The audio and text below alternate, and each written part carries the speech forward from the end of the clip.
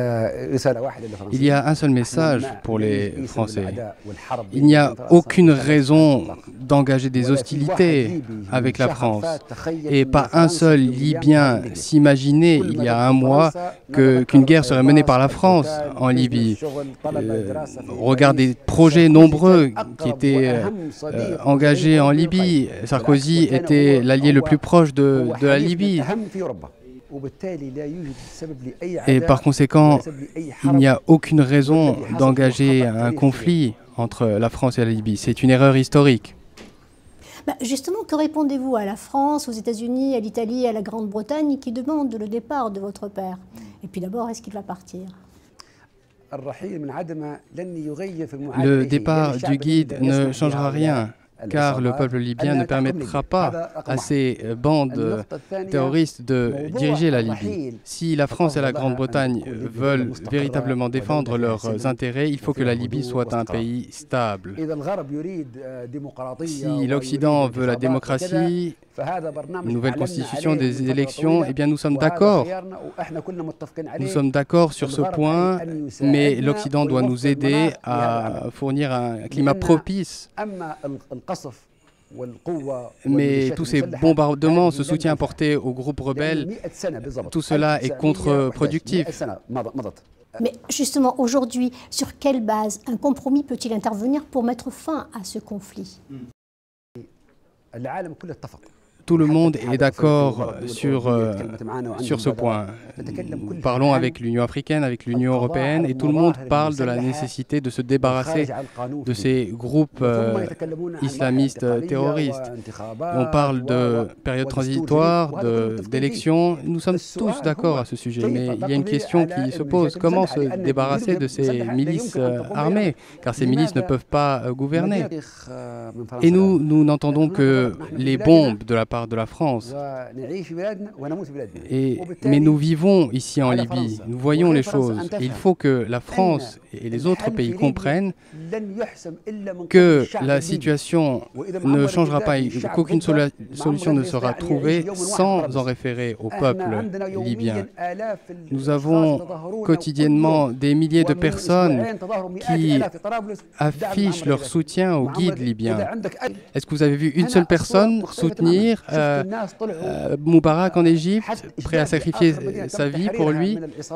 Ici, la situation est complètement différente. Les milices terroristes ont bouleversé la situation et la sécurité en Libye. La Libye produisait 2 millions de barils de pétrole par jour. Il y avait 600 sociétés qui opéraient en Libye. Il y avait 200 millions de dollars de contrats pour des projets d'investissement dans le secteur de la santé et de l'éducation.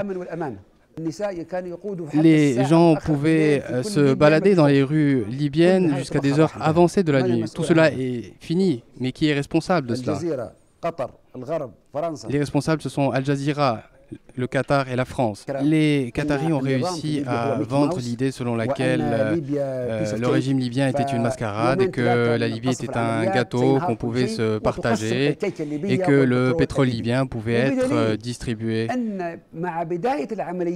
Mais depuis le début des opérations militaires, les Qataris sont allés à Benghazi, ont signé des accords pour vendre le pétrole. Ils parlent déjà de plusieurs accords futurs et de se faire octroyer des avantages en Libye. Les Qataris se moquent du monde entier, ont vendu cette idée et ont engagé la France et la Grande-Bretagne dans cette bataille dans laquelle ils n'avaient aucun intérêt. La France ne retirera pas un seul euro de cette guerre qui est menée en Libye. Il faut que la stabilité soit assurée en Libye en accord avec le peuple libyen. Mais la France est perdante de cette situation de chaos. Nous avons signé des accords pour acheter 40 avions Airbus à la France et il était prévu qu'on achète 40 avions supplémentaires.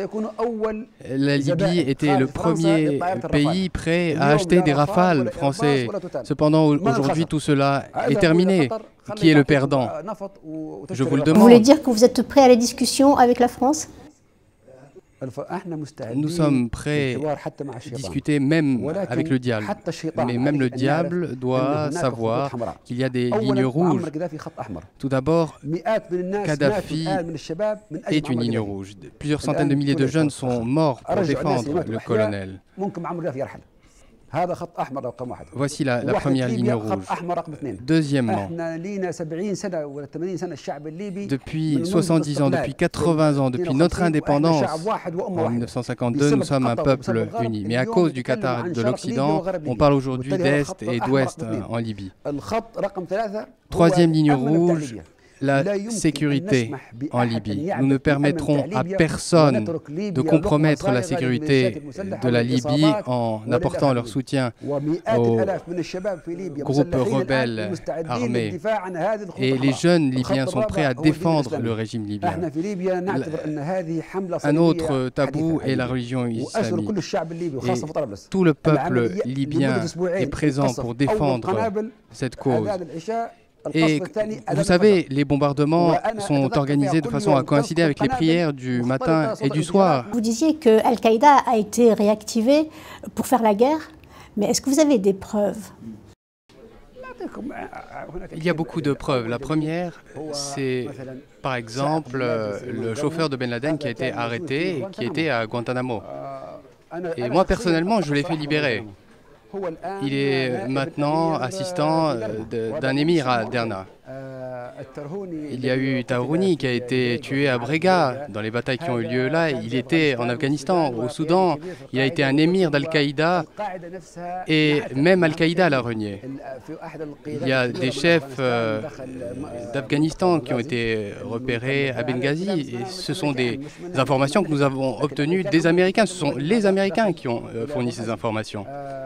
Al-Qaïda au Maghreb islamique a eu des membres qui ont été tués à Brega.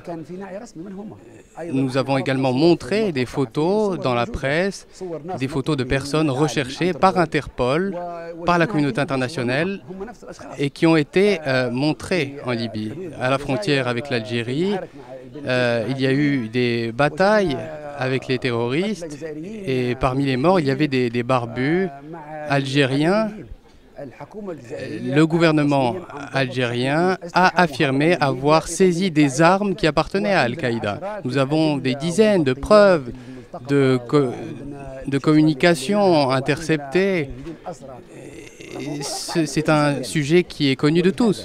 L'âge du guide libyen est connu de tous. Il ne veut pas tout contrôler, il est à un âge avancé. Nous voulons porter sur le devant de la scène une nouvelle élite. Une élite de jeunes qui gouvernent le pays, qui gèrent les affaires locales. Nous voulons du sang neuf. Voilà ce que nous voulons pour l'avenir de la Libye. Mais parler du départ du guide, c'est vraiment ridicule. Et on parle de nous exiler aux Caraïbes. Est-ce que le Saïf que j'ai en face de moi maintenant est le même que celui d'avant, le 17 février, date du début du conflit? Non, bien sûr que non. Tout a changé. La Libye a changé, le peuple libyen a changé. Nous parlons aujourd'hui d'une Libye nouvelle. Tout a changé. La Libye future sera complètement différente de la Libye que vous avez connue jusqu'à présent. Avec le guide, avec Saïf al-Islam, avec le peuple libyen, avec l'Est, avec l'Ouest, avec le Sud de la Libye, nous sommes tous une famille unie et nous construirons une Libye nouvelle.